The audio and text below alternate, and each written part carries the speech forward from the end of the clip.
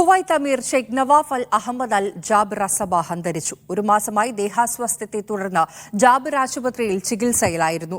ഷെയ്ഖ് മിഷ്അൽ അഹമ്മദ് അൽ Jabir Sabah കുവൈത്തിന്റെ പുതിയ ഭരണാധികാരിയാകും. Kuwait അമീർ Sheikh Nawaf Ahmed അൽ ജാബിർ സബ അന്തരിച്ചു.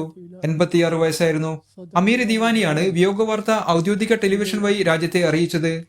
ദീർഘകാലമായി അസുഖബാധിതനായി ചികിത്സയിലായിരുന്ന അമീറിന് ആരോഗ്യ പ്രശ്നങ്ങൾ മൂർച്ഛിച്ചതിനെ തുടർന്ന് നവംബർ 29-നാണ് ആശുപത്രിയിൽ പ്രവേശിപ്പിച്ചത്.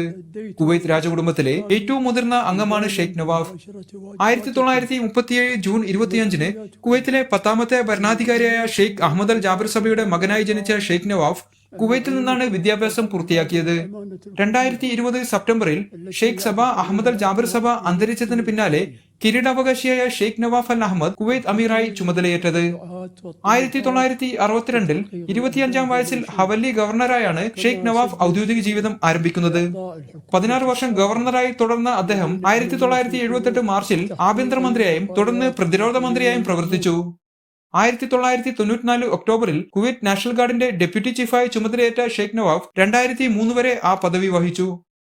തുടർന്ന് രാജ്യത്തിന്റെ പ്രധാനമന്ത്രിയായി 3 വർഷം നിയമിതനായ ഷെയ്ഖ് നവാഫ് 2006 ഫെബ്രുവരിയിൽ കിരീടാവകാശിയായി ചുമതലയേറ്റു.